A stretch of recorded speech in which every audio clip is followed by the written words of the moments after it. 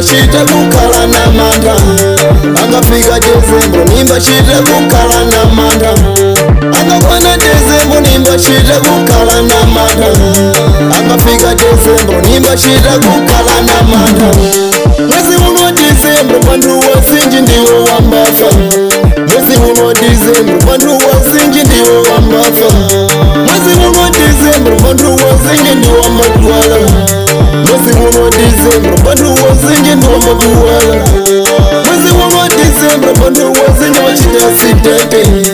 Mwezi uno Desemba bantu wasinji wachita asidente. Nandi iwe mbalwangu kala na chero na ye Desemba. Nandi iwe mbalwangu kala na chero na ye Desemba. Nandi iwe shamwali kala na chero na ye Desemba. Nandi iwe shamwali kala na chero na ye Desemba. Nikakumbuka shamwali wangu adafa Desemba. Nikakumbuka adia wangu adafa Desemba. Nikakumbuka wafo wangu adafa Desemba.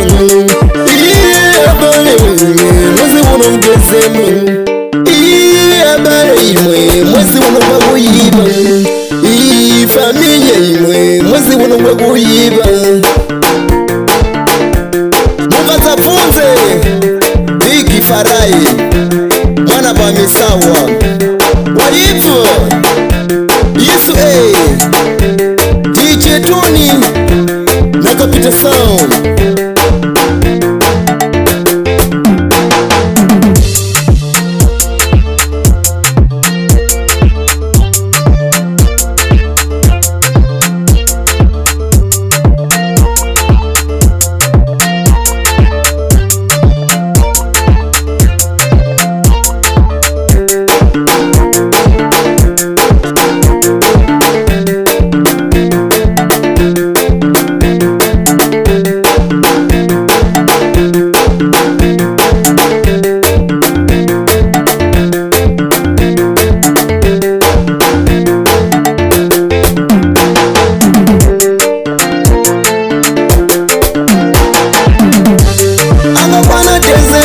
Shita kukala na manda.